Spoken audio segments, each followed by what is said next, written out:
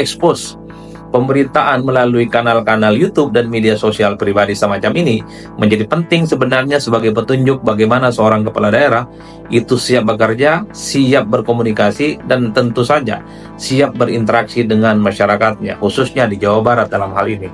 Tapi expose semacam ini menjadi tidak penting kalau persoalan-persoalan yang ada di Jawa Barat, persoalan-persoalan yang cukup serius itu tidak bisa diatasi. Soal premanisme, soal bagaimana membangun tempat ibadah yang tidak boleh lagi menggunakan penggalangan dana di di jalanan umum, dan seterusnya dan seterusnya. Bismillahirrahmanirrahim. Assalamualaikum warahmatullahi wabarakatuh. Kali ini saya mau bicara tentang gaya komunikasi politik Gubernur Jawa Barat, Kang Deddy Mulyadi, yang saya kira belakangan ini memang cukup viral dan selalu menjadi pergunjingan yang tidak berkesudahan. Banyak pihak yang mengapresiasi ini sebagai bentuk bagaimana seorang gubernur ingin menunjukkan sikap transparansi, menunjukkan bagaimana seorang kepala daerah itu bisa bekerja. Tapi pada saat yang bersamaan banyak juga pihak yang kemudian mengatakan apa yang dilakukan oleh Kang Deddy itu hanyalah artifisial, gimmick-gimmick, dan sebenarnya tidak menyentuh persoalan-persoalan yang dihadapi oleh warga Jawa Barat. Nah, kebetulan misalnya dalam sebuah rapat yang dilakukan oleh Komisi 2 DPR RI, seorang gubernur Kalimantan Timur, Rusdi Masud, ya, berkelakar. Saat itu juga hadir kepala-kepala daerah yang lain berkelakar ketika menyebut satu persatu kepala-kepala daerah, gubernur-gubernur, tibalah menyebut nama Deddy Mulyadi yang kemudian disebut dengan gubernur konten. Maka disambut dengan gelak tawa karena nuansanya kelakar.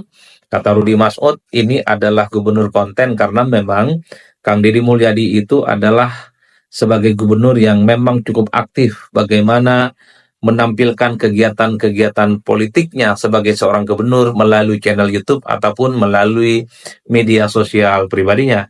Praktis sejak disebut sebagai gubernur konten inilah pembicaraan terkait dengan komunikasi politik Kang Deddy Mulyadi itu terus viral, terus happening, dan yang paling penting selalu menjadi buah bibir. Ada beberapa hal yang saya kira memang saya perlu untuk bicara dalam konteks komunikasi politik seorang kepala daerah. Pertama, harus diakui komunikasi politik semacam ini yang disampaikan oleh Deddy Mulyadi sebagai bentuk sebenarnya bahwa seorang gubernur, seorang kepala daerah itu siap bekerja. Artinya bahwa seorang kepala daerah itu bukan hanya berpangku tangan, bukan hanya ada di ruangan, duduk di tempat yang dingin serba AC, tapi dengan cara-cara yang ditunjukkan oleh Deddy Mulyadi, bahwa sebenarnya tanggung jawab sebagai kepala daerah itu adalah tanggung jawab besar. Harus menyelami seluk-beluk kehidupan keseharian yang dimiliki oleh masyarakat secara umum yang ada di Jawa Barat. Maka tidak mengherankan kalau kemudian Deddy Mulyadi menunjukkan betapa aktivitas politiknya tanpa hari tanpa bekerja, tanpa hari tanpa bertemu dengan masyarakat, berdialog dan kemudian mencari solusi yang akan dihadapi. Bagi saya itu adalah sesuatu yang sifatnya positif. Seorang pemimpin biasanya selama ini kan selalu ditanyakan, kalau sudah dilantik jadi gubernur, jadi bupati, jadi wali kota, suka tidak jelas apa yang dilakukan. Oleh karena itu, expose pemberitaan melalui kanal-kanal YouTube dan media sosial pribadi semacam ini menjadi penting sebenarnya sebagai petunjuk bagaimana seorang kepala daerah itu siap bekerja, siap berkomunikasi, dan tentu saja siap berinteraksi dengan masyarakatnya, khususnya di Jawa Barat dalam hal ini. Itu yang pertama ya. Yang kedua, harus diakui selama ini kan banyak sekali tuntutan bagaimana kinerja-kinerja kepala daerah itu bisa diakses secara mudah oleh warganya, bahkan bisa diakses oleh siapapun di luar daerah yang bersangkutan. Ini sebagai bentuk akuntabilitas dan pertanggungjawaban.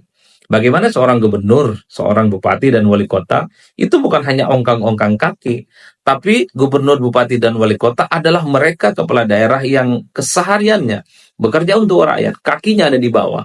Jadi setiap persoalan-persoalan yang dihadapi oleh masyarakat, disitulah kemudian hadir seorang gubernur, hadir seorang bupati, dan hadir seorang wali kota. Maka media sosial seperti IG, seperti Twitter, kemudian seperti TikTok, seperti Facebook, termasuk kanal YouTube adalah tempat bagaimana seorang pemimpin bisa menunjukkan kepada masyarakatnya bahwa ia adalah seorang pemimpin yang memang sebenarnya dari pagi sampai malam, pagi lagi, malam lagi, selalu bekerja untuk masyarakat secara umum. Karena kalau kita mau jujur, Kalau menggunakan media-media konvensional seperti TV ataupun media-media mainstream itu kan terbatas expose-nya. Soal durasi, termasuk juga soal teknis, termasuk juga soal anggaran. Dengan adanya media sosial yang diekspos oleh seorang kepala daerah yang dilakukan oleh Kang Deddy Mulyadi, ini kan adalah sebagai salah satu bentuk kemewahan. Bagaimana warga Jawa Barat bisa melihat apa sebenarnya track record, rekam jejak, dan hal-hal apapun yang sudah dilakukan oleh gubernur mereka, Deddy Mulyadi. Itu yang saya kira sebagai sesuatu yang positif harus direspon. Makanya kalau kita hitung satu persatu, banyak sekali misalnya gebrakan-gebrakan yang dilakukan oleh Kang Deddy Mulyadi, yang oleh Rudi Masud disebut sebagai gubernur konten, misalnya soal larangan studi tour ya untuk sekolah-sekolah.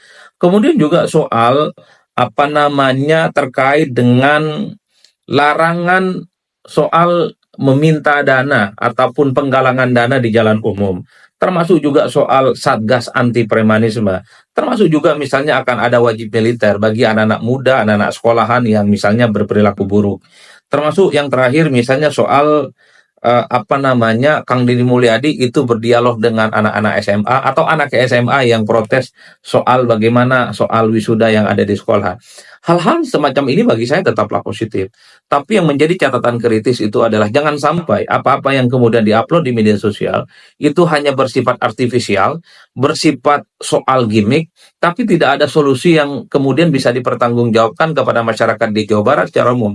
Sebenarnya misalnya soal Satgas anti premanisme, saya kira ini bagus ya.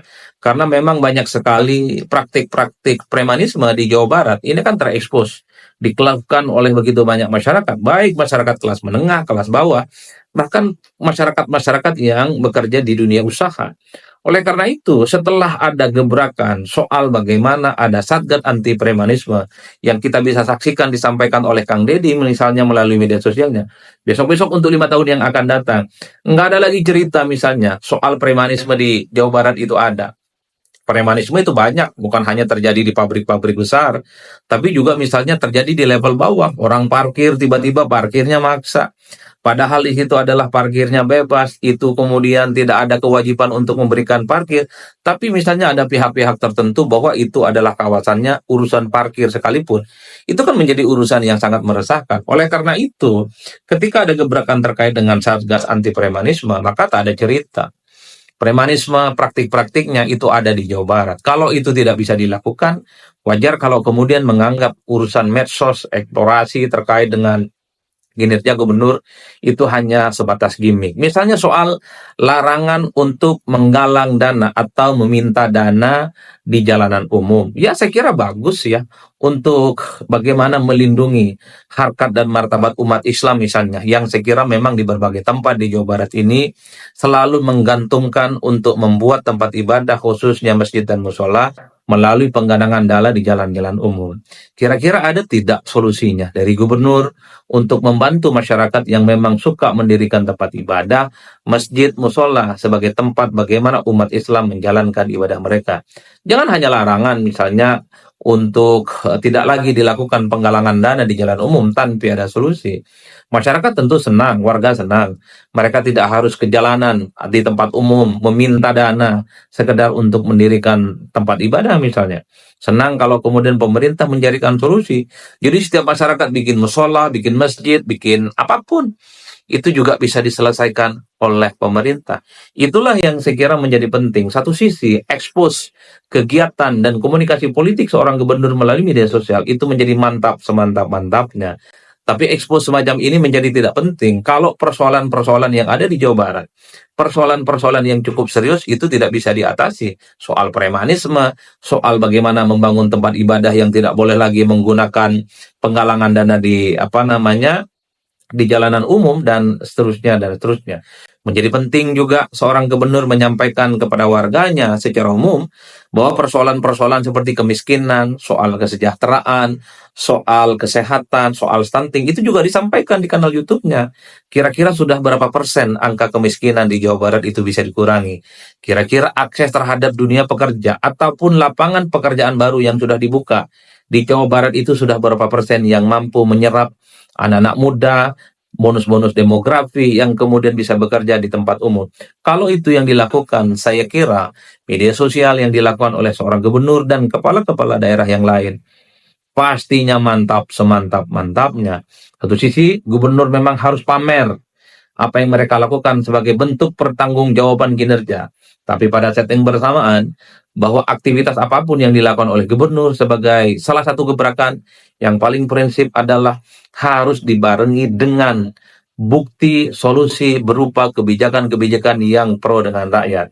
Seorang gubernur juga harus mampu menunjukkan bagaimana dengan jalan-jalan yang rusak, kemudian jembatan gantung yang terjadi di mana-mana, misalnya masih ada yang tidak diperbaharui, sekolah-sekolah yang masih belum memadai, bisa tidak diekspos dan tunjukkan bahwa progress reportnya sudah dilakukan sebagai solusi untuk menyelesaikan persoalan-persoalan yang ada di daerah, khususnya yang ada di Jawa Barat.